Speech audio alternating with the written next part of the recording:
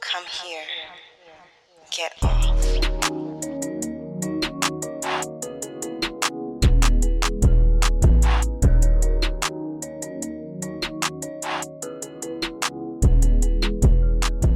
Okay. Hey, y'all. Hey! Welcome. Okay, so welcome to this Saturday night's Our episode. very first live show. Yeah. That's the sound of a chair being popped. Is it though? I like. I feel like that would scare me. Yeah. Could you imagine if, like, the first time you having sex, all of a sudden it's like a cork? I was not at the end. It's like. That is the thing that happens. Very true. Okay, well. Okay, so we're gonna just follow the normal course of show. We have our fantabulous play cousin with us, but we'll get to the introductions after we read. So tonight we are reading from Let the Lover Be, which was published in 2014 by cousin of the show, Sheree L. Greer. Yeah. So sit back. Oh, wait, before I get started. Okay, y'all. So I dropped in a link a bingo card. We always say the same, say a few of the same sayings throughout our show. So if you hear us a lot, like yeah, old people. yeah, because I'm an old lady. But anyway, so if you hear us say any of this, cross it out on your bingo card. When you get bingo, just tap it in the card. We'll know. And the winner of the bingo game gets a lovely signed copy of Let the Lover Be. So, and everybody gets your own unique card. So when you click that, it should ask you to sign in with your name. And you literally, if you click on the square that has the thing that we said, it'll X itself off and we can see it, which is pretty fucking cool. That yes. is cool. Yeah, right. Okay, so sit back, relax, get your wine, get your weed, get your whatever you need, and enjoy. So we're going to read from Let the Lover Be by Sheree L. Greer. I've never done this with an audience before. Just rock that mic. Well, you know that I'm good at that, so here we go. The woman was lava, molten, hot lava. She moved over Kiana's skin, slow and steady, thick and rolling, heavy, hot, and destructive. Her name was unimportant, her body a volcano. Kiana's fingers dove deep inside her, finding a fiery rage churning and railing around her knuckles. She shook from the inside, trembling and coming apart. I don't even know your name, the woman had said before Kiana kissed her in the elevator, and I told myself I'd stop doing this, she'd whispered into Kiana's neck as clothes loosened and fell to the floor. Her doubts and hesitations, better judgment and healthy caution, everything hard and jagged about her, everything solid and certain, crumbled and splashed into the pool of fire between them as they rolled and rumbled across the bed. The woman's liquid heat coated Kiana's fingers, their sweat sizzling on their skin. Finally, the eruption, the rush, the spray. It caught Kiana off guard. She removed her hand and looked down at the woman. All she could see was light, the lamp, the sun, the moon, the street light. She didn't know which, but it glimmered off the woman's face, making it glowing brass, the length of her slender nose and perfection of pouty lips. She dipped down to kiss her, and the woman turned her face and flipped over, situating herself on top of Kiana. The light hit her features, a blur of movement and warmth. The woman's mouth seemed everywhere at once. She went down, and Kiana felt lips and tongue and teeth. She opened her legs in invitation, and the woman accepted. Kiana looked down at the top of the woman's head. She couldn't remember her name or if she'd even asked what it was. She couldn't remember the woman's face. She recalled only light, glowing, comforting light, and heat. Light and heat. She smiled and arched her body up, offering herself to the sun, fucking the sun. It was these moments, these times of complete abandon that Kiana felt most secure. An oxymoron, uncertain and exposed, she let go of everything and became sure and protected. She rolled the rising heat between her legs, her body curling with uncontrollable sensation. She called out to God, claiming and clutching at something bigger than herself. Oh my God, Kiana screamed. The woman moaned. The heat waned, only to return again, building up and threatening to explode again. She shuddered against the woman's mouth. Everything she knew and didn't know, swallowed by flames, extinguished against the surface of the sun. This was Kiana's salvation, her second coming. She threw it all into the sky as she thrust her hips up. Michelle, Genevieve, Karen, her mother, gumbo and wine, bikes and bread, bass thumps and shots of whiskey, and it burned away to nothing. Only pleasure remained. And she called out to God when she came again. The woman joined her in the bucking climax, the bed thumping against the wall. If only she could have this, the pleasure of coming together with another in a single moment suspended in time. There were no expectations in that moment. There were no disappointments. There were no memories. There was only now, now, now, and now again. Kiana closed her eyes with a wish that now could be all there was, that now could be forever, and that forever could be release.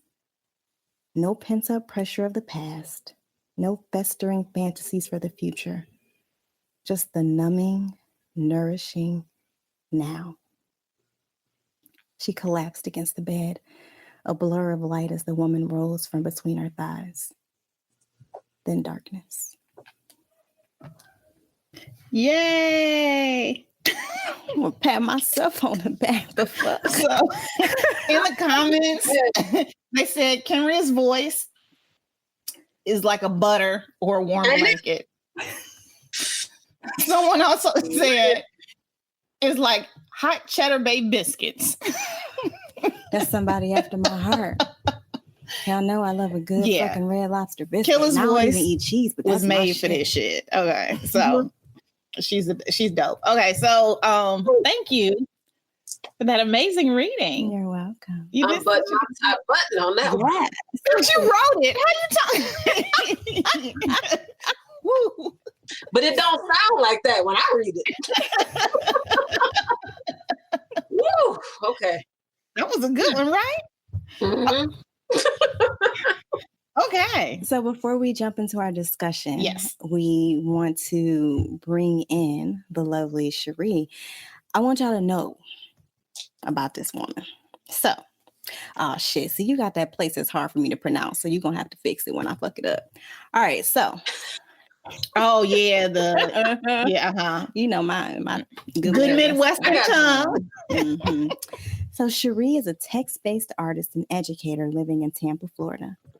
She's a Yaddo and Ragdale. Yaddo. See, she's a Yaddo and Ragdale Rubin Fellow, Australian Lesbian Foundation grantee.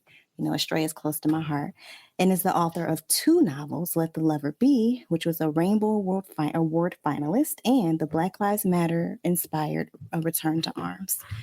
She also created a short story collection, Once and Future Lovers, and a student writing guide called Stop Writing Whack Essays. Yes, stop it, they suck. Sheree is the founding director of Kitchen Table Literary Arts, and her work has been featured in literary journals, magazines, and anthologies. Her most recent work, Bars, was nominated for a Pushcart Prize.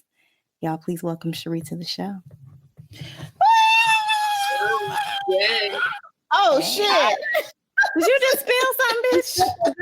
Did you spill your drink? Spill a little champagne. Oh my God. Whatever. So she's drinking champagne, y'all. I'm drinking Pedialyte. I've been fucked up for the last 2 weeks. But she rallied for tonight. I did, but I got the fruit punch Pedialyte. Word to my partner who made a run for me today and got me some more. Word to your mother. Well, not your mother. No, to your partner. To my partner. My bad. Hey, boo. Hey, boo. Okay.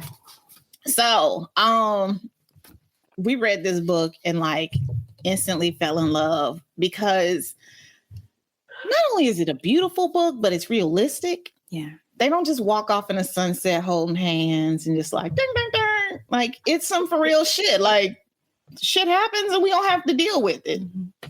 So let's start with a quick story synopsis. I'm going to give the synopsis. Y'all know I fuck it up. Why Tell me if I'm Sheree give the synopsis. Yes. A spoiler. Looking at us like that. A spoiler-free synopsis because because we want folks to read it and we don't want them to be all fucked up because we told them too much. You know, we be struggling now. Yeah. It is Let the Lover Be is about a functional alcoholic who travels to New Orleans to try to stop an ex's wedding. New Orleans, baby. I have those horrible accents, but I'm going to continue them. I mean, I like it. That's the story. That's the story. Okay, so while she's in New Orleans, she meets somebody and hijinks ensue. ... Okay, so y'all, just so you know, I'm living my Oprah fantasy because I have cards. I like found stickers and put them on the back so that I could look official. Like Oprah. I only did one because we don't have a ton of stickers, so I just did one. I got some of my fanny packs. If y'all need to, if somebody wants some stickers, then I might have to pull this off because budget, whatever. Okie dokie. Okay, so this particular scene that we read was when the main character Kiana meets a woman at a bar and they fuck and like she's nameless, faceless. She was touched. She was reaching for something and that woman was giving it. She was giving all that it should be gave. Do y'all follow Roland Ray on Instagram? Okay. I have these like niche pop culture references and because I know who Roland Ray. Okay, bitch. Wait. I know who Roland Ray is. Because I was just watching the video today, but I do not follow Roland Ray. Because somebody said Roland Ray sound like Maya Angelou. It wasn't meant to be, not a compliment, but I listened to the audio clip and I was like, they're not wrong. Roland Ray does not sound like Maya Angelou, and that is fucking blasphemous. Does it sound like David Allen Greer doing Maya Angelou? Because that's what I mean. Oh, now that's what I always hear. Oh, yeah. The kumquat. Okay. That might be it. Loopies. That's just one of my favorite skits. I'm sorry. Fucking horrible that y'all would equate Roland Ray with Maya Angelou, but whatever. Roland Ray did get on Twitter. Roland Ray did get recognized by Beyonce, so sure he's doing a little better than us. Mm-hmm. And okay, with a personalized note and everything. See, I saw that. I'm proud of you. Mm-hmm. I'm proud of you. I'm getting distracted by your boobs, but okay. I mean, like in a good way. Yes, I'm being inspired. I'm just. I am inspired. Okay, so this sex scene reminds me of one of my favorite songs. I try to something away. I put one in the air. I was like, where are you going? I follow 70 states and put them in a can of hair. It's like cranes in the sky. Okay, so anyway, this scene was like one of those where she was just trying to fuck it away. Like right before this, Kiana had some real emotional stuff come up and she was just like running from it and ran and was like, you know what? I'm gonna fuck it away with this nameless faceless person. And to me, the scene showed that like it was so, although she was having sex with someone, it was more about her being in touch with herself and trying to get in touch with these particular feelings. She was like chasing a feeling, you know? I mean, it felt to me like she was chasing not having to feel, like this moment where you can just live in ecstasy, and where that ecstasy crowds out all of the thoughts that are encroaching on you, like the things that, you know what I mean, like the intrusive things, the things that you don't want to deal with when you fucking and when you come in. You don't have to think about those. It's like a moment of pure joy. But what you think, Sheree, since she wrote it? Since she wrote it, what was you thinking? So it's both of those things, because I feel like whenever you're trying to, if you self-medicate with anything, a lot of times you're doing it because you're trying to escape having to think about certain things, but it don't work like that. Like, so in writing that scene, it's like, yes, I just want to fall into some pussy and not think about all this stuff that's coming up for me since I've been here. But even in that moment, it still pops up for you to keep trying to chase it away. And then it pops up and you're trying to chase it away. And so it's this active kind of thing where you can't shake it. That's why it's igging you like that, because you can't shake it, but you're trying. And so even in that moment of like her second climax is like, I'm trying not to think about this shit. It's there, but I'm trying not to think about it. And it's like, you can't shake it. When something is really bothering you, you can try, but you can't really shake it. That should be on your back. Yeah, you can't really shake it. So, did y'all ever go through a toxic ass period where you tried to blank it away? Like, I remember, so I think about, like, I went through right? I went through a period, multiple periods, my entire fucking 20s. Let's just say that. As soon as you asked that question, I was like, my 20s? Right? Like half of my 30s, maybe? Like, right? And so I look back at some of the things that I picked up. I remember one time I was like, I was married and just going through some shit, and not really looking back, I was definitely trying to like pottery away my pain. Oh, you did. Pottery away. Whatever. It It was just one of the things where I was like, a pottery class. I need to do something with myself. And so I ended up fucking taking a pottery class. I literally could go in my storage room right now. I have platters that are shaped like this. Fuck you, bitch. You do. You ain't supposed to agree.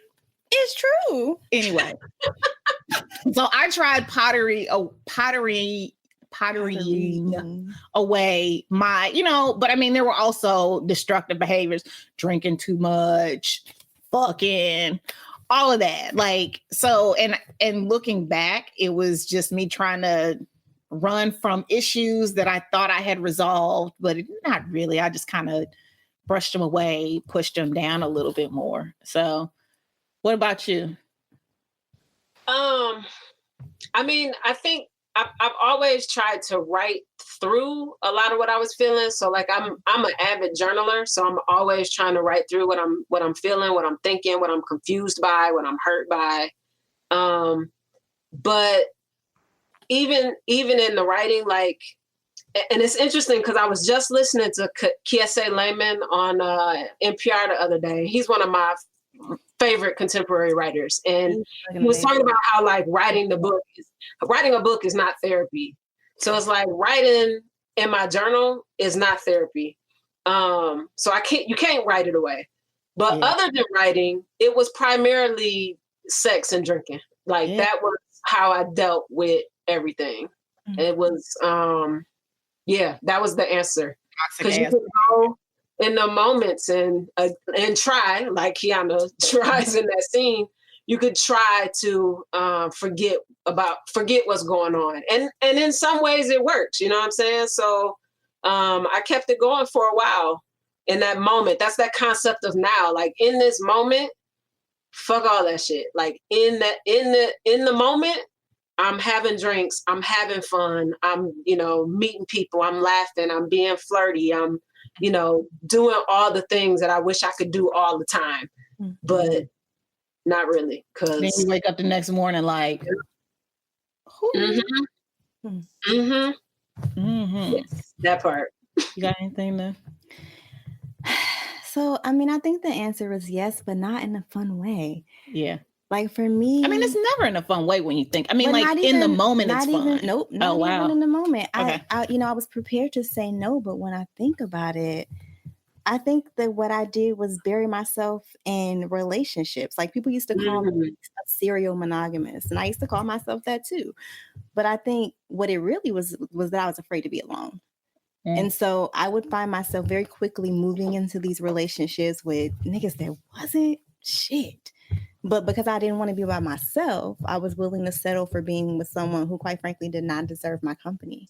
And so it wasn't that I was out here doing fun stuff. It was I was battling with raggedy ass niggas. But it was better to do it to me. It felt like it was better to do that in my 20s than it was for me to just be alone and deal with my shit. It wasn't until, the last few years where I got like deep into therapy and working on myself and getting to the point where I was quite happy alone, which allowed me to then be able to be a good partner to someone.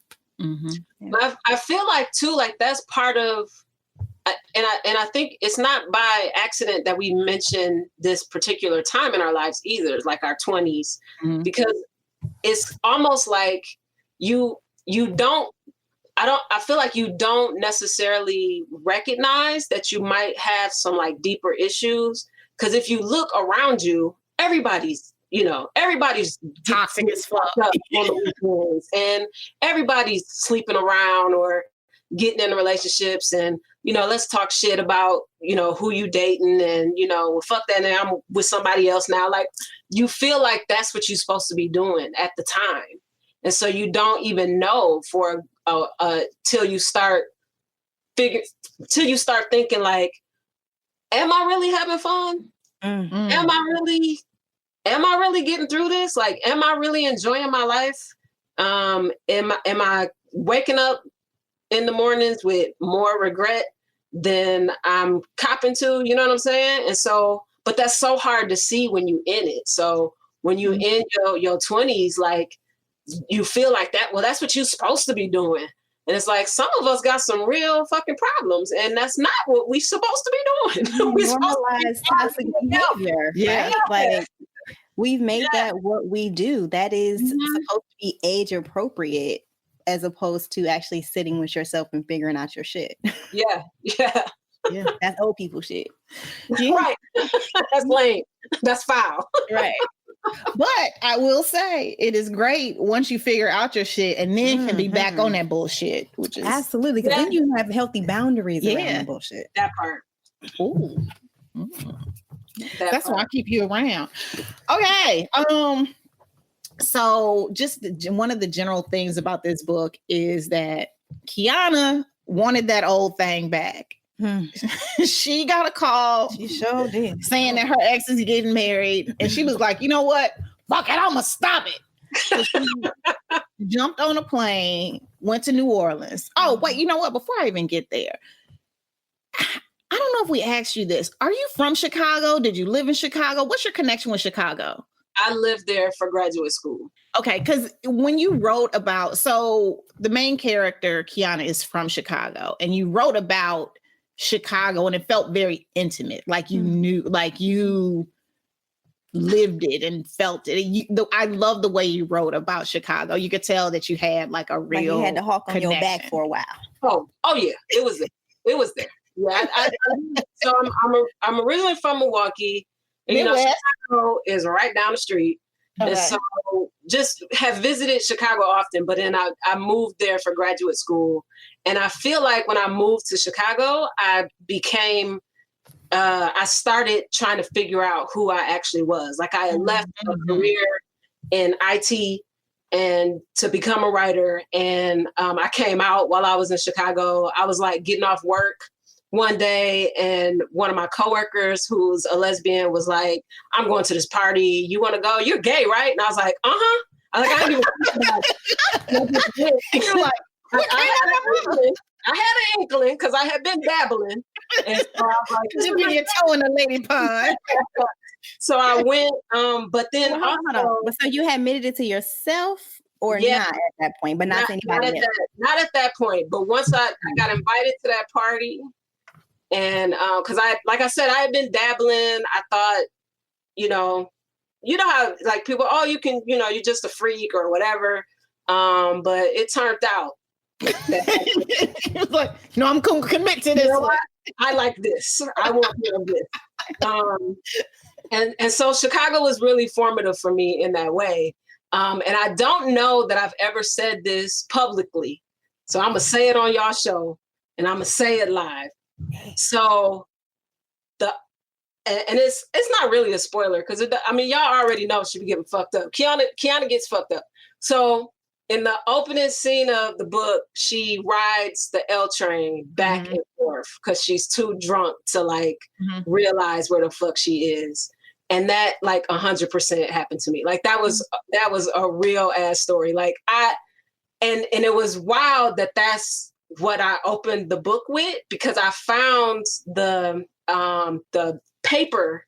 Like I had some paper in my pocket that night, and I found the little papers because I was writing on the L train or whatever. And I was writing in between, and it was so wild to use that scene, and then to also think about myself in that way, because I was really trying to disassociate myself from this character. So I'm like, she is fucked up. She's got some problems. And then, turns out, Sheree, you got some issues, and you need to figure some stuff out for yourself, But that's why Chicago feels so urgent and so real, because like that was my life, and Chicago was just really, it was just really integral to me finding myself and becoming myself, and getting to know myself away from my family for the first time. Yeah, that's a big deal. I'm from another Midwestern girl from St. Louis, and DC holds a special place in my heart, because when you get away from family, no matter how much you love them, you're able to figure out who you are independent of what people think you are and what your family wants you to be and all of that. So yeah, for sure. Yeah. Okay. Do you have a city that's like that? I think it's DC and New York. I mean, those are the only other places I've lived. I'm from Cleveland. Cleveland. We got a whole Midwestern situation going on. I love it. I love it. So yeah, no, these two cities are where I became me. Yeah, for sure. Yeah. Outside of the shadow of your family. Okay. So Kiana romanticized the fuck out of her old relationship. Like on a pedestal, as we say in the Midwest. So like I found it interesting how she was really able. Don't look at my. Oh, I thought you was looking at my notes. I'm looking at you. Start. She's active listening. Right. Okay. My bad. I ain't used to that. Okay. You can tell I ain't got a man and live with babies and live with a child. So anyway, okay. So she romanticized all her relationships, like the relationship with her mother. She romanticized the relationship. I know, like she romanticized the relationship with her mom, her ex. Like she just remembered shit so differently. And it made me think about, like, I remember when I told my son that we were divorcing, that me and my ex were divorcing. And this little boy cried his eyes out. He was like, but we do everything together. And I was like, do we? Like, what? But it's amazing how like you like really like can build this space in your head, and that was a romantic relationship. But even like, my father passed away when I was really young, and I still have memories of him as a 10-year-old. And it took like years of therapy to like break those down and unromanticize them. And I think that kind of helped me become a better person, because I was able to then see like what was happening see like the full More picture accurately. of what was Yeah. actually going on. Do you have any relationships that you might look back on, well, that you remember romanticizing, but then it took some time and like the light of day to see it and be like, oh, that was some bullshit? Absolutely. And in a way, the theme of alcoholism really plays a part in that. And so like right now I'm working on my next book, which is a memoir. And it's about my challenges with alcohol abuse through the lens of family trauma and some other things.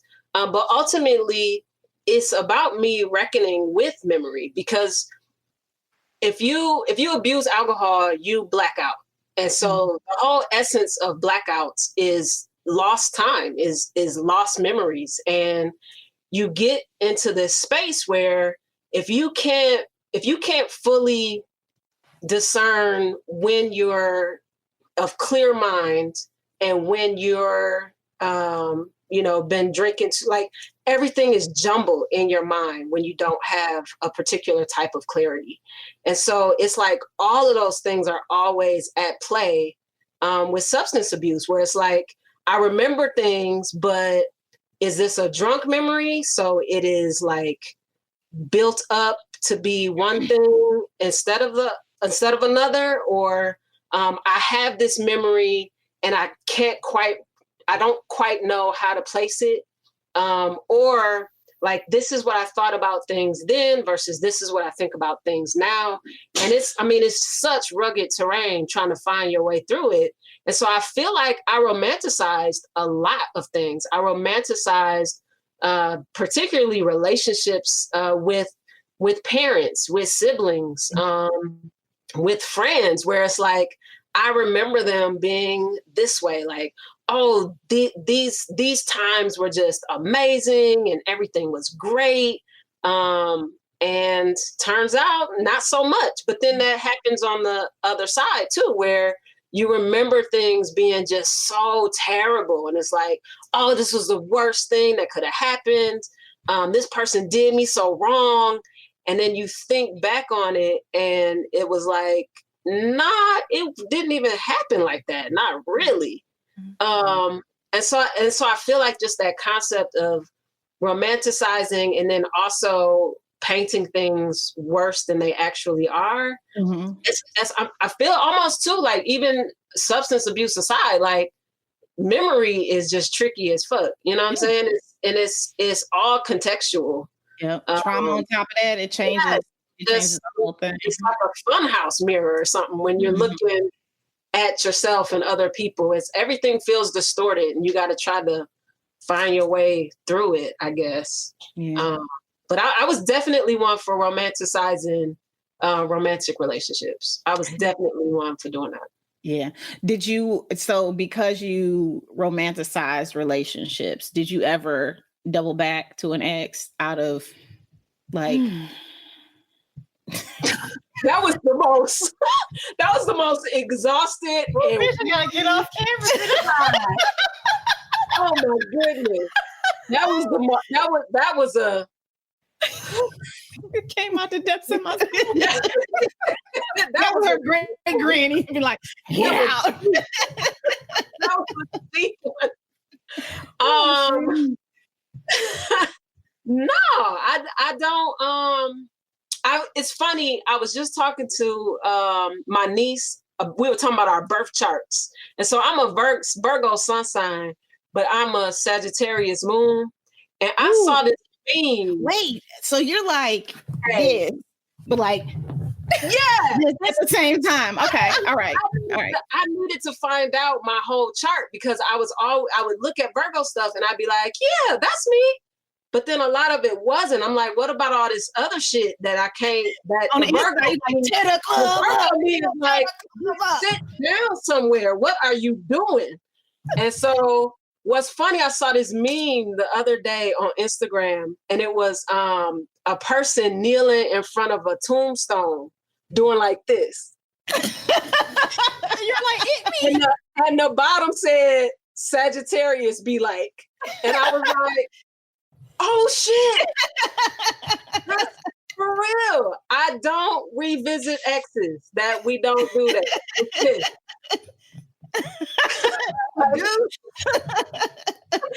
Hey, it's been real. So no, I never double back on the ex. Okay. I'll think, I in terms of romanticizing, I'll be like, man, we had some really beautiful memories. We had some beautiful times together. But then I feel like, maybe it's like, that ain't work out. Don't go back there. You ended it for a reason. Don't go back there. Don't go back there. Okay, so we're going to take just a quick pause for the cause. Do the kids still say that on TikTok, on the TikTok? Pause for the cause? You watch TikTok all day. I know. I haven't seen the TikTok about pause for the cause, but we're going to take a pause for the cause real quick because bingo has been called by our good friend. So shout out to you for winning the bingo. Yes. Wait, I didn't get to answer that. I was just about to turn to you and ask you. You had she got to answer that question from the depths of her spirit. Yeah, deep in the chest. Okay. So, what had happened was no, I'm not finna tell that story. That's a I need to be drinking champagne and I can't. Okay. So I'll start with. As we've talked about a lot on the show, Eric and I both are like recovering codependents. And we're going to touch on that shit in these notes. Oh, okay. Keep going. So I remember, codependency was very tough for me to even hear and then to start to deal with. I remember after I had finally got comfortable with the term and whatnot and had, read the book and highlighted shit and was like, oh, it's me. Okay, cool. And then our therapist gave me that book about parents, when your parents are called. Oh, God. It made me, I remember I went to a session after I read it and I was like, I feel like you're asking me to like rewrite my entire childhood. Yeah. And she was like, no, you're just adding footnotes, which made me feel better.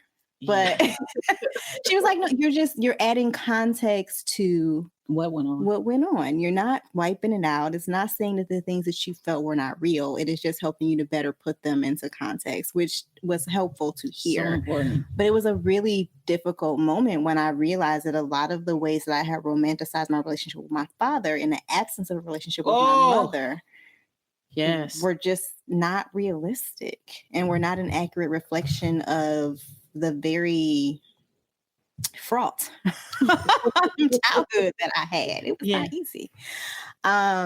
So there's that. And then with relationships, so 9 times out of 10, I don't go back. I am an Aries. When I leave, that bitch burned down. She's like, I know we're gonna burn down this bridge, and then we're gonna take the ashes and bury them. Yeah. And then I'm gonna build like a skyscraper on top of them shits so nobody. But I have one situation where I went back, and it was because it was unfinished business, right? Mm-hmm. And that's because I like to finish business. And so when that situation closed, it wasn't because one of us had really fucked up. It was just because logistically it wasn't working out. And so I revisited, not out of a romanticizing, but out of, hey, I want to see where this goes. Mm-hmm. I should not have seen where it went. I saw it and I didn't want it. My wife is an Aries, right? And so when we were dating, she had an ex like that, where nothing really was wrong. It's just like some stuff, like somebody had moved or something like that. Mm-hmm. And I had said, and that's why I love that you said unfinished business, because I had said, I don't do strings. Like you got some unfinished business. If you got some like loose strings turn into entangled. Yeah, because if somebody moved or like stuff wasn't working out because like somebody was, laid off and unemployed, and it's like y'all ain't have no real problems. It was just like some other stuff kind of happened. Then that means when that thing has been rectified or whatever, if you still got feelings for that person, then you know what I'm saying? It's like, oh, well, we broke up because he moved away. And it's like, okay, well, what if he come back and be like, oh yeah, I'm here to, move into my mama's house. And then now you're like, oh, shit. Don't be looking at me. So it's like that loose end kind of thing. Like definitely, if you feel like you got an ex that you still have feelings for, I want to know that information. Like I be asking. I be like, well, why did y'all break up? What happened? Tell me. I want to know the story they have on. I want to know the story because I need to make like, oh well, when she got laid off and when she lost her job, stuff just got real tough. I was like, nope, that bitch show back up with some money. Where does that leave me? You know what I'm saying? So we don't do them loose ends. It's a good question. That's a good question to ask. But I think I know what I learned from my situation was that, people said I learned a lot. Okay. It's like, whoa. It's on your shoulders. You need to get it off your shoulders. I learned that things really do. I mean, I hate when people say things happen for a reason because they always like say it after somebody die or something. I'm like, fuck you. But like, I be saying it all the time. But anyway. But like cats living, because my situation was living in different cities. Cats live in different cities for a motherfucking reason. Leave that nigga over there. Moral of the story. That's the moral of that story. Okay, so have y'all done something stupid in an attempt to save some things, turn some things around, get someone's attention? Because going to New Orleans thinking you're gonna stop. I don't know what the fuck Kiana thought was gonna happen. Like, stop. You know what she thought was gonna happen? Cause this kind of shit, y'all saw a different world when Dwayne walked up in that white suit. Like, baby. Yeah, exactly. Or what was that song that came out? That Wale song that came out a couple years ago, talking about, baby, I got plans for you, or I had plans for you, or some shit. And he walking up the aisle on the wedding day, trying to look in her eyes and shit. Like, we in Storyland, people think that shit right. They like, oh, I'm gonna show up. I mean, it go way back too. What was that? I show this movie to my students sometimes, The Graduate. When riding off in the back of the car together. They get on the bus like we out. You know what I'm saying? They look at each other like, oh shit. So, you know what I'm saying? I mean, I don't know if that stuff happens. I had somebody call me. I had this, and I didn't even fuck this dude. It was so wild. So this dude had called me on his wedding day and had asked me, like, if you say come to Florida, I'll come to Florida. Nigga, don't put that shit on my conscience. I didn't know what to do. I did not know what to do. I did not know what to do. And it was so wild because it was this weird thing where because we hadn't had sex or anything. We just had this night of talking. And I feel like sometimes because dudes think everything like ends and begins with their penises, that if you're a woman and like you don't fuck with them, like y'all don't fuck, then something magical happened. And it was like nothing magical happened. I mean, we talked. Well, you're like, no. If it was magical, I would have you. Right. And we're really getting magic. we were just hanging out, you know what I'm saying? So I think about stuff like that. I'm like, I'm sure that happened. I'm sure people leave folks at the altar or call things off, or I'm sure it happens. I think also with that guy's situation, like if you at the point where you call in folks, like you, honey, you don't need to be doing it. You don't need to be doing it. Fishing for something. But it's so interesting because that just shows like cats can concoct a whole different version of it. Mm-hmm. But that's what literally this is what Kiana's whole situation was. Yeah. Like when she had the conversation with Michelle and they were talking about like the whole book, Kiana's talking about the relationship, and then Michelle comes in and is like, bitch, do you remember this? Like, who are you? You know what? It reminds me when I was younger, when I was a kid, my dad in St. Louis, there's the art museum, and then there's Art Hill, which is where everyone goes sledding. At the bottom of Art Hill is this pond. When I was a kid, in my mind, we were like going down the side of fucking Mount Rushmore into the steep drop. We might die. We gonna die. And I remember and I was always an anxious kid, but I remember being a kid out there looking around at these kids like laughing and smiling and joking. I'm like, y'all niggas out here kicking it. We gonna die. Like y'all parents are fucked up for letting y'all do this. We gonna die. Girl, I went back about 10 years ago. It is the most gentle slope. It's like a gentle slope. And then it ends. And then there's like easily like 15, 20 feet of like just flat sidewalk. And then there's like a lip and then like a little pond. And if you got in, we'll probably go to your ankle. Yeah, even if you made it, you'd be like, yeah. In my mind, I was like, we're gonna die. But you know, that's just your brain be making shit up. Your brain be making shit up. Okay, so I'm thinking of, so since I asked you that hard question about have you ever done some stupid shit in an attempt to turn something around or convince somebody, have you, Kenrya? I don't know, have I? You looking at me like you know some shit? She turned around like she got an example. Right. And she was letting me see if you could go get the I was trying to get my, you know. I mean, I have stayed some places where I should not have stayed. Girl. But or been cool with some like, yeah, this is fine. This is all right. It's like a fucking dog in a burning apartment. Like, I have definitely. Oh, yeah. I'm like, dog in a burning apartment. When did you have a dog? No, but I now. Yes. Like, don't you lurk into him? My baby. I've been that dog. But no, I'm not a grand gesture kind of person. Oh, I am. I don't really expect them, and I for damn sure don't do them. So. Oh, I love grand gestures. Have you done something? Have you done something to kind of? Oh, here's like, I'm gonna do this and I'm gonna turn it around. Here's the thing. This is my Uncle Clifford's point.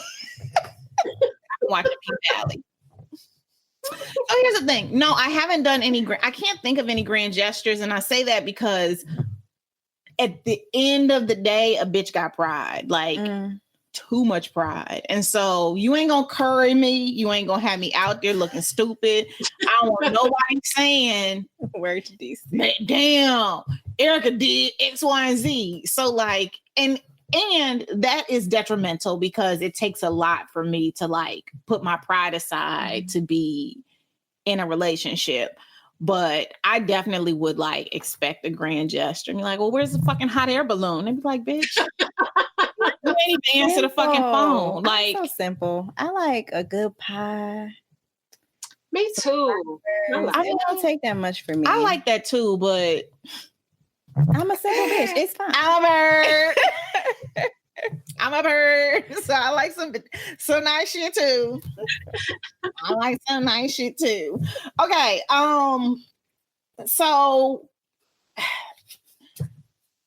as we talk about memory and how we tend to conveniently remember, forget things or add things to our memory, one of the things that was a huge part of Kiana's hot messedness, is that a term? It is today. It is today. Okay. A big thing about Kiana's hot messedness was that it was more like she had this whole life constructed about what happened to her mother. Her mother passed away when she was young. She had this whole idea of what happened and how that looked.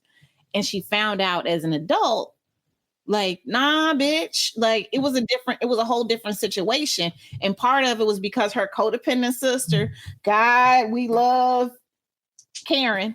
We love Karen, but Karen was doing, she was being a big sister, protecting her baby sister. But those lies of omission, again, kept her from seeing the full picture and like the full idea of what went on, so that she was then able to romanticize and all of that.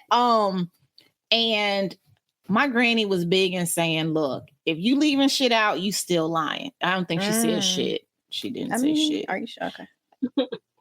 Maybe Granny did. I'm about to say it's Granny. It's Granny. She said shit. If you leaving shit out, you telling lies. So that makes me want to ask you, like, how do you feel, particularly like in the context of not necessarily a romantic relationship, but familiar relationships, like when people leave out certain parts of the story in order to protect members of the family. Lord wait, sorry, I'll let you think on that, Kenrya. No, you didn't finish the question. I was just reacting. No, I'm just saying, how do you, like, how? My family does that shit all the time. Oh, you Black? I mean, and one of my uncles died. They didn't even want to tell me. I was living in New York, and I'm sorry, I didn't mean to laugh. So my dad's the youngest of 15 kids. It's a lot of them. I don't know if they just thought I wasn't gonna know this, but like wait. Like, where's Uncle so-and-so? Oh, he at the cemetery. What are you doing in the cemetery, Dad?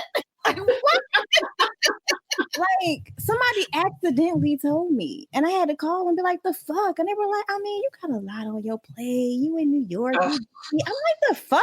That's my uncle." I'm sorry, I don't mean to laugh. It's fine, because they ridiculous. I got a family that like to sweep things under the rug and act like they didn't happen. They also like to gaslight when you bring stuff up and act like you made some shit up. That's a whole related issue. Yeah, it's very related. It's very related. There's a couple of different ways to think about like honesty, right? So I read somewhere that in some cultures you're not supposed to be 100% honest if it's gonna cause harm to someone else. So it's like, if I have something that is fucked up and it's fucking me up, and I want to tell you so that I can feel better, but now you're gonna feel worse, then that's not the right thing to do. But that's like when niggas cheat. And then they be like, she ain't gonna find out. It gets complicated if you think of it that way. Because in some respects, if you're holding on something that you did and it's shitty, and you're like, it's eating me up, I gotta tell you. And it's like, you're doing that for self-release, and your own guilt. But at the same time, like, I feel like honesty is, as cliche as the shit is really the best. It's the best way forward. Like, to have the information so that you can do what it is that you're gonna do it. And so in that story, like, Kiana being quote unquote protected from her mother's death, like, it didn't protect her. It made things worse. And I feel like that particularly with family secrets, because that very rarely are things better because you kept this secret. Very rare. Like, if somebody out there got a story of some people that did not end up in therapy because or somebody had kept the truth from them, show me that person. I want to interview them. Because, therapy, right? Because it's a whole bunch of motherfuckers that I just don't. Yeah, I just don't feel like. I feel like you have to. If it's something that's going to affect me, you've got to. If it's something that's going to affect myself, it's going to affect my family. If it's going to affect us as a family, if there's real ramifications to holding this information, you gotta let it out. You gotta talk about it, because it's just gonna manifest into some other shit that becomes less. So I think about in the story, if Kiana had known the truth about it, she might have been able to get help. Her and her sister might have been able to get early therapy to deal with the situation. But instead, you know what I'm saying? So definitely, like, tell the truth.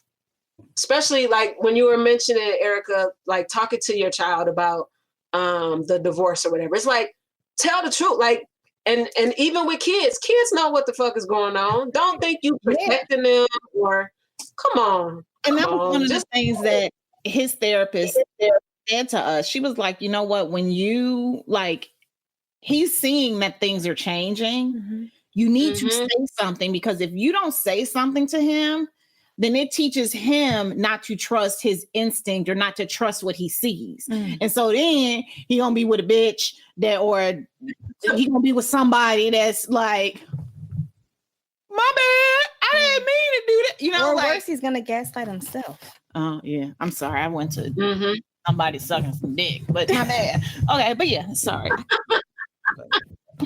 Maybe. Okay. Codependency runs rampant in this whole story. It was codependency between Kiana and Karen. I done put a whole different character in your story. Between Kiana and Karen, there was a slight codependency between Genevieve and Kiana. Although Genevieve, I loved the fact that Genevieve she felt herself getting sucked in and was like, I would say it was more than slight, but she got herself out. But she was like, I can't do this shit and I gotta bounce. And I love that. I don't want to spoil. Oh. Well, they don't know what happened. They don't know what happened. Or else y'all should have read the book.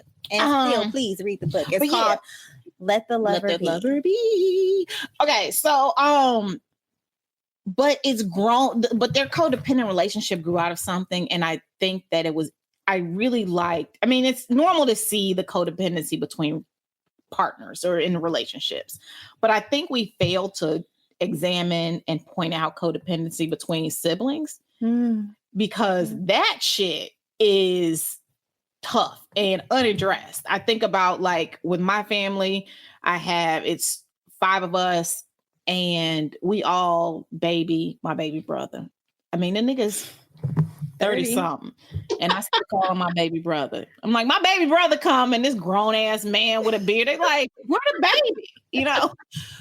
But it's just one of those things where it's like, he's the baby. We got to protect him. I think we've all gotten a little bit better about protecting the siblings. But I love that you highlight the codependency between the sisters. And I even think, I'm trying not to spoil too much. I get to the end of the story, but I think that in the end of the story is, I think at like past the end part of it, I think that actually Kiana is going to be the one helping Karen. Is it Karen? Mm-hmm. Karen at the end, like pull away from the codependency, because Karen was definitely, let me protect my sister, let me take care of her, to the point where it was crippling her. Right? Mm-hmm. Do you have any siblings? Yes, I do. As you were talking, and I think my baby sister is listening right now, and I think my big sister is listening right now. Oh, my younger brother just passed. I was like, right before you were talking about him, he went. Yeah. And I definitely cussed out when it's over with. Yeah, it's fine. I know that. So I know for me, it has been a process for me to learn how to be a big sister, like learn how to be there for my younger sister and learn how to be a resource without being a third mama, without being judgmental, without saying, well, you should have done this, and even learn how to, and I think this is probably the hardest part, is learn how to let the people we love suffer. Because there's no lesson in fixing it for her. And there's also no real independence or power in it. If I'm taking care of everything, or if mama's taking care of everything, or if daddy's taking care of everything, like, so, and I feel like that happens the most with the youngest child, because, it's just the position. As a middle child, I've been the mediator for a lot of my life, playing in between and trying to make sure everybody's good. And that's part of my therapy, where it's like, well, bitch, what about you? Like, you got to think about yourself. But in terms of like, especially with a younger sibling, I really had to you got to let go. And, my sister's her birthday's Tuesday. She'll be, I'm gonna say it out. Fuck it, Tiffany. You can come get me out there. She's about to be 35 on Tuesday. And And it's like, she's 35. Like, she's not a baby. She's not. But sometimes, and I ask my mom, like, when you look at us, do you see us like young sometimes? Because I swear, I look at Timmy sometimes and I see her little chubby feet, and I see the dry tears because something happened or somebody was fucking with her. And I'm like, where they at? You know what I'm saying? Like, I see that. And then I gotta like I gotta try to remind myself, like, she's an adult. She is a grown woman with a whole fucking child. Like, she is a grown ass woman, and she has to make her own decisions and her own mistakes and her own triumphs and go her own way. And it's my job as her big sister to be here if she needs me, but not to tell her how to run her life or try to take care of everything. And that's difficult in a family full of women. Like my mom is 3 girls. My aunt got, 3 girls. So it's a lot of girls in the family. And, we take care of each other in ways that, like that we do. We nurture, we take care of each other. And it's something we're socialized to do. Anybody is able to be a nurturer, but as girls, we are socialized to be that way. And that plays out in our relationships. And I feel like that line gets blurred. Like, when are you caring too much? When are you doing too much? When are you shielding instead of supporting? And you gotta, I don't know, you gotta find your way through that. And I feel like at the end of the book, they will find their way through that. I think it's interesting that you think that Kiana's gonna take the lead on that. I think you're right. I think you're right. Yeah. Okay, so as we round the bend here, we're here at the turn on. So what do we talk about? Sex. Uh-oh. I think my mama listening too, so, but she done already heard some shit. I was about to say, so I can't ask about the squirting. You can ask whatever you like. Yo, so first, fucking on the elevator. The elevator lead up, like, I was like, y'all know I got my horrible story. I'm fucking on the elevator. I didn't fuck on the elevator. You were having foreplay? I was having foreplay on the elevator, but it was like at this club in Miami, and it literally went from like the first floor to the second floor. So like we got on, we started making out, and went ding, and then the doors open, and it was a bouncer, and he looked at us, and we just closed it and went back down, and then come back up. It's like ding, and he was like after the 4th time, he was like, y'all motherfuckers got to get out, like shit, like this is some bullshit. And then damn, oh shit, you forgot what you was. No, I was gonna say I was about to clown Kiana for not knowing her name.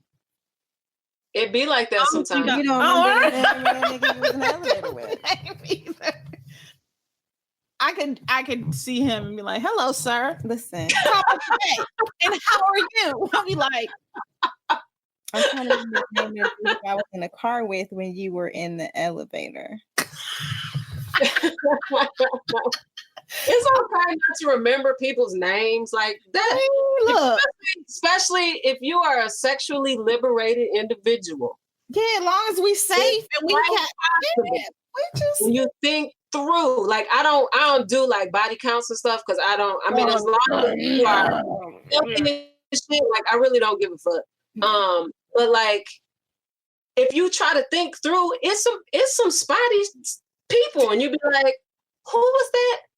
It was I met. No. Well, did we fuck or don't we just? You be thinking it through, so that's life, and the memories get further and further away. You're supposed to remember somebody fucking in the 90s, right? That's 30 years ago. That's 30 years ago. Oh my God. So I remember there was a homecoming a few years back, I think, and this dude, he was like saying what's up to the crew and he dapping everybody up. And I'm like, and I was so mean to this nigga, like, And then like a couple hours later, I was like, I ain't fuck him. Why man? I literally had to go. I pulled him aside later on. I saw him again at the club. I was like, yo, my bad. I mean, I thought you was somebody. I thought. He was like, well, damn, I'm missing out now. Well, I mean, These things happen. yeah. And then, okay, so the squirting, you wrote it so poetically in that scene. It wasn't like, yeah, it was like, right?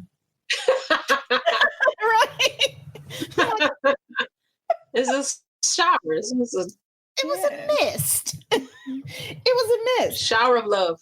But also how you wrote. A mist. So also, okay, the one thing that I wrote this down, these times of complete abandon that Kiana felt most secure. That just felt beautiful. I know it wasn't supposed to be maybe, but it just that's what I search for when I'm having good sex. I want to get so lost in the sauce that it's just like a warm Cheddar Bay biscuit. I'm a fat bitch. I mean, they're delicious. They've now come up twice on this episode. I know. Yeah. So yeah, but I just loved this scene, although it was not, the circumstances weren't ideal.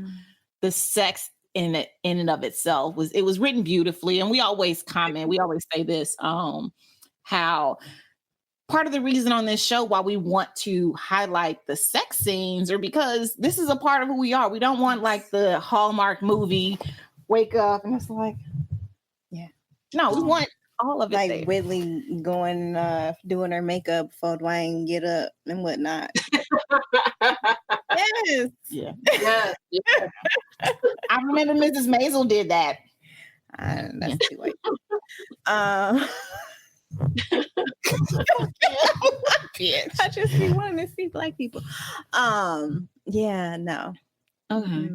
Yeah, it was beautiful. That kind of abandon, though.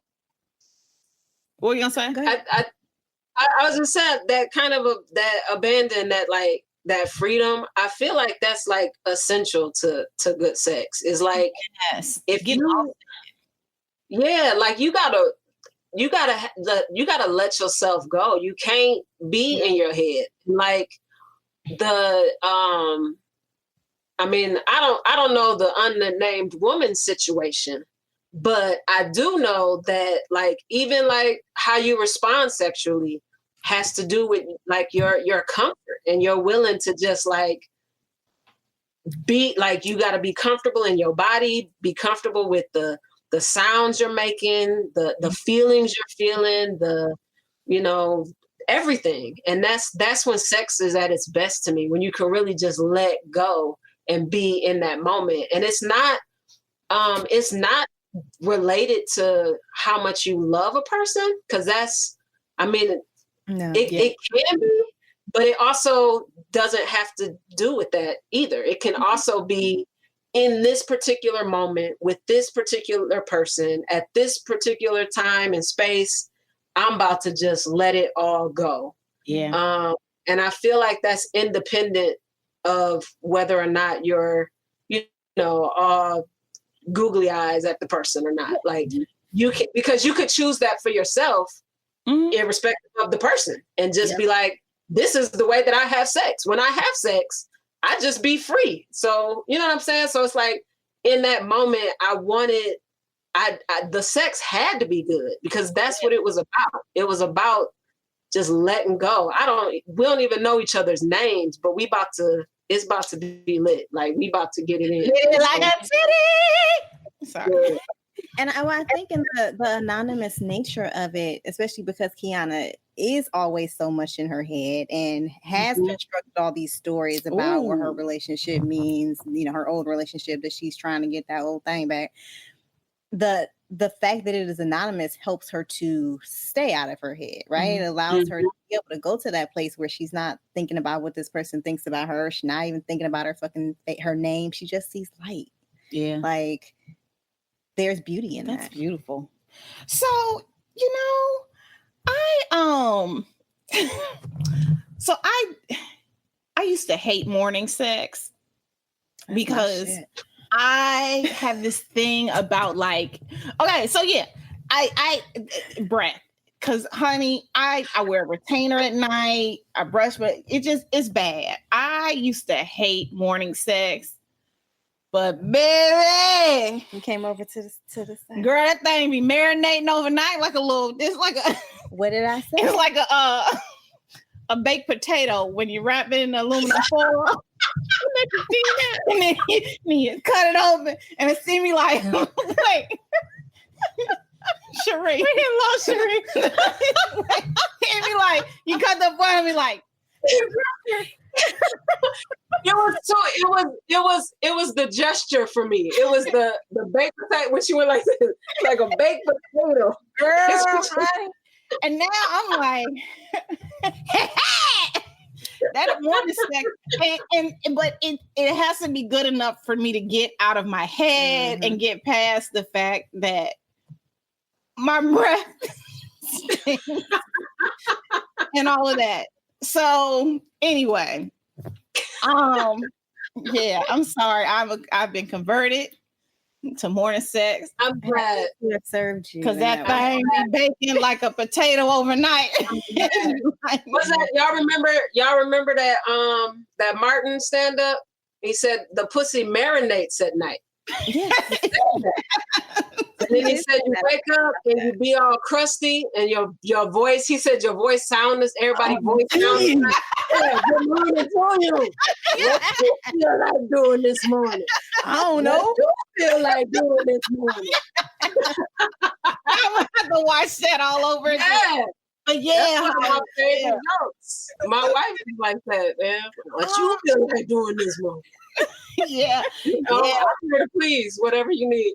You be driving to work like You have a good fucking day. You start the day with some good sex, you're gonna have a good day. An orgasm just it's like you know, we interviewed someone and she says she masturbates every single morning. And I don't do it every morning, but I have started doing it in the morning, more often in the mornings. And I do have a little look, pepping your step. Blues are brighter.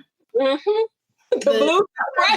blues are brighter. The sun's a little brighter. And then it's like no matter what else happens no matter what else happened that day, you had to work. Like I came today, so it's like whatever else you got, okay, that's all right. All right. Yeah. Okay. Well, that wraps up this portion of the episode. So now we're about to move on to our next segment, which is called What's Turning Us On? I have to make her say it. What's turning us on? I love it. Okay, so what is turning us on? So we got contacted. Look, how do I tell this story? I don't know. Okay, so we found out about this company called Foria. We had already been using Foria products, though. Yeah, so Foria makes CBD products. So, you know, I think our first episode we titled What in the Butt? Yes, we did. And we liked to talk about a little backdoor action. Also, our good so Mama like.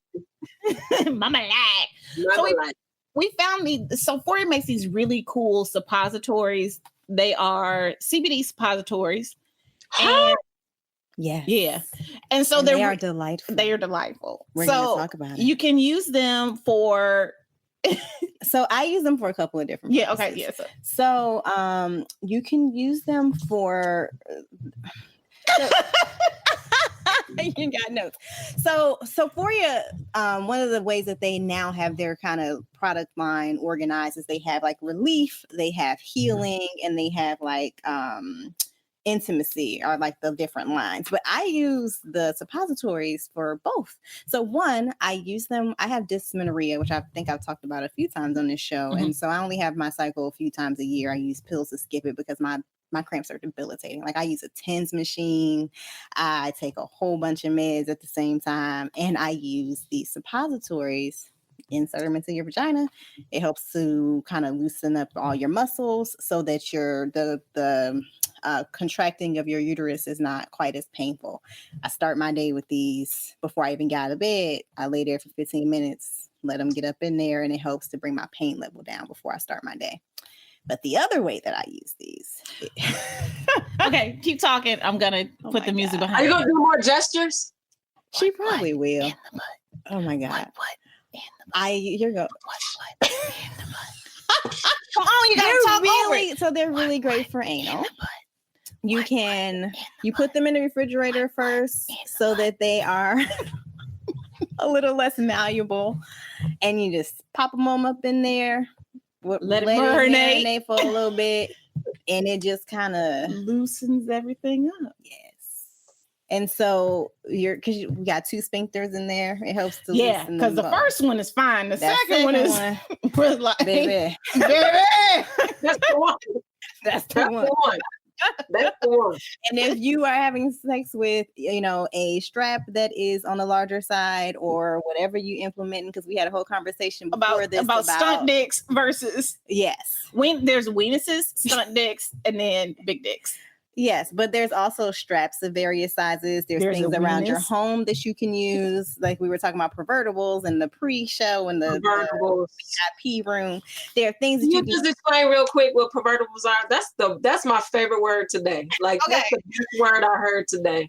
So pervertables are just ordinary household objects or any object that can be turned into a sex toy. Mm-hmm. So I have my little cocktail strainer. Stick this in the oven. I'm trying to kill people. Stick this in the freezer or fridge. Make it a little cold, and then it becomes some sensual sensory something. Yeah. We can use candles. Mm-hmm. What else do we say? Ice cream. There was an ice cream somebody had. Yeah. We had a vacuum for a wine. Yes, it's a suction that pulls the air out the wine. Yeah, and also you can do some things. Do some things. Mm-hmm. So that's a pervertible. If there are any of those things that have a flanged end on them, so that they are safe to insert anywhere. Yeah, don't just because you will lose things. My point is that there are lots of things that you could safely put in there, and if you need to make more space because you are using something that is on the larger side, and you still want to make sure that you are having pleasure and that you are not numbing pain, because numbing is like bad. That are you need not to know if it hurts. Great. Mm-hmm. You need to be able to know exactly. Pain is a signal. These are really good just for loosening up things, not for numbing any type of pain. So those are a couple of the things. And I've been using these for quite some time. And it was dope. The Foria sent me some more to try out ahead of the show as well. What else did we get from Foria? We also got these CBD drops. And again, we had a tech check today. We had a tech check this morning. And I was like, just being Erica. I was like, CBD drops. And then 20 minutes later, I was like, sitting on her head like it was her hair. Yeah, we was sucking. Oh, Lord have mercy. Anyway, these joints are it. They're nice and just relaxing. They calm you down without you being stoned or high or anything. And I know this sounds really fucked up. But I don't like bad taste in my mouth. I don't like bad taste. These taste good. That's what she said. They taste good. Now the drops are made with coconut oil. It has an orange kind of taste to it, but it's not strong. It's just yeah. But if you're someone like me who has a tree nut allergy, you should forego those. These have some coconut. No, these are what? Nothing. What did you do? Okay, so I really want to try the tonic, but I cannot because I did not want to go into anaphylactic shock. So last. I've got some too, actually. Bath salts. These are not the bath salts that make you eat people's faces. Or our good friends in Florida. I was thinking that, but I wasn't gonna say it because Okay, so but these are bath salts. I know the story. These are CBD bath salts. They have CBD and lavender, so they are good for you to just. So yours is the wellness line, right? Yes. So yours has lavender. Mine is the intimacy line. Oh shit! Yeah. So mine has cacao. Is that how you say that? Probably It's not. supposed to get your shit, you know. This is the universal sign for loosening shit up. Opening the baked potato. It has kava root, cacao, spearmint, organic rose, peppermint leaf.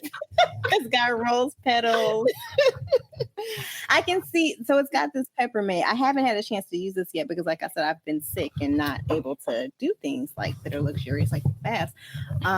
But I can see it's got this peppermint and spearmint. Probably get some little tangles, bring some blood. Have y'all seen the TikTok? Have y'all seen that TikTok thing where you're like, why is it spicy?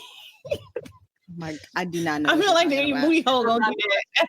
Oh my God. I'm sorry. So if y'all are interested in any of these products, we'll have the we'll add this to the event note. I think we can do that, but also we'll add it to the show notes when this goes up on our website, and we have links directly to get these products. And we have a discount code. I think it's like 10% off. Oh, I didn't know that. Ooh, I should have researched that. But anyway, so with that said, this has been a great. Thank you so much. Thank you. You know, Sheree, you were like legit like play cousin. I know. Get with us. When the world opens back up, you're gonna come up, or maybe we'll come down to you. I'm not going to Florida. I'm sorry. Okay. Well, you And I just need Cass to take what's happening seriously. I said when the world opens back up. Yeah, you know, when it's safe. And Florida ain't it. Yeah. Florida ain't like people talking about like, oh, curfew. We had in Tampa Bay, we had a curfew for 3 days before they canceled it.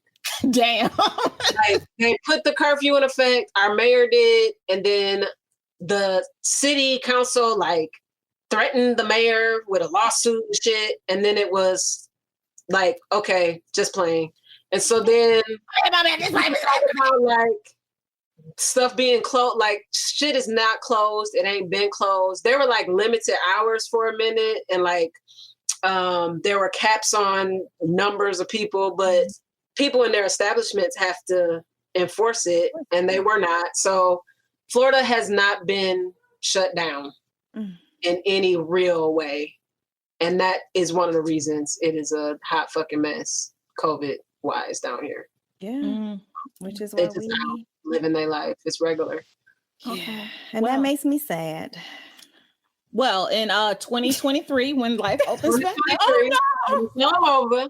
We'll come down to visit. We'll come on down. Yeah, yes. Yeah. And we don't always do episodes of the show in sequence. So we have already interviewed Sheree for for the show, where we do an interview where we just dig all in your business. All in your business. Yeah. And we talk about the sisterhood of we need like a Midwest sign, like the power of the Midwest. We like do. Y'all Captain Planet. She's our hero. Like do something Midwesty on your merch. Cause I have like 2 things in my cart right now that I'm gonna get. But think about something Midwesty for the merch. Oh, I like that. Like catfish and spaghetti. I don't know how we'll make that into right. Right. I hate when people leave. Like yes, I would buy a t-shirt just like catfish and spaghetti on it. Cause wine we don't get it. Okay, I'll make it. Okay. All right. We got it. Yes. But this was really great. Thank you so much. Thank you for having me. I don't know. I adore y'all so much. And it's just, I love y'all podcast. I love the conversations y'all having.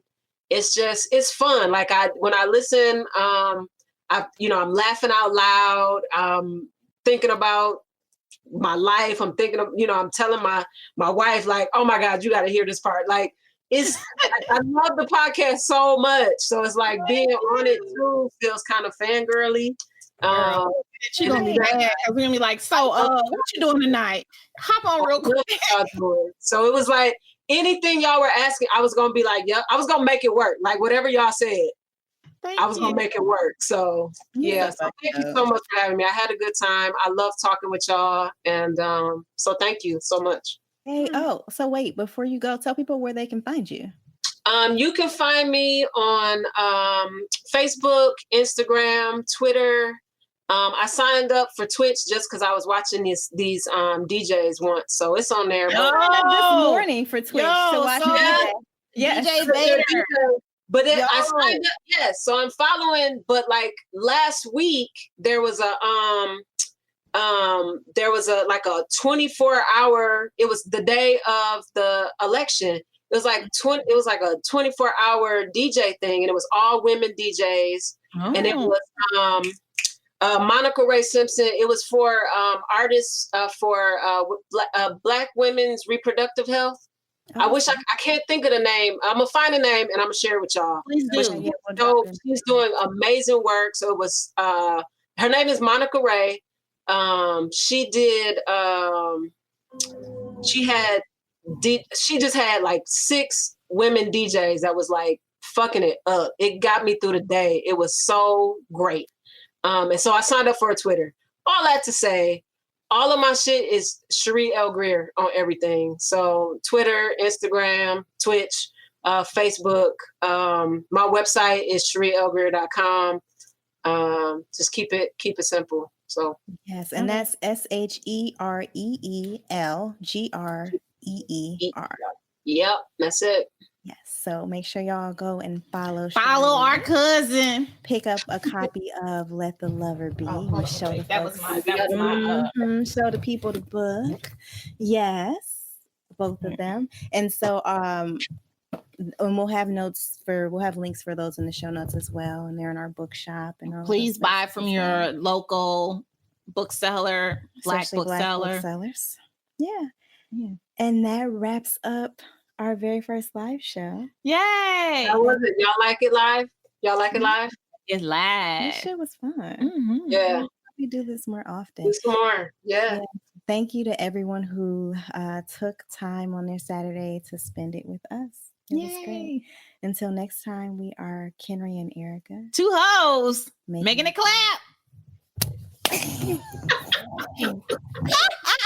I always try and she never does it on time. I was kind of trolling you that time. 1, 2, 3. Oh shit! Okay. Bye guys. Thank you. This episode was produced by us, Erica and Kenrya, and edited by Ballistic. The theme music is from Brazy. Now you can support The Turn On and get off. Subscribe to the show on your favorite podcast app. Then drop us a 5-star review and you'll be entered to win something that's turning us on. Post your review and email a screenshot to us at theturnonpodcast@gmail.com to enter. Our Patreon page is also live. Become a supporter today and access lots of goodies, including 2-for-1 raffle entries. Don't forget to send us your book recommendations and sex and related questions.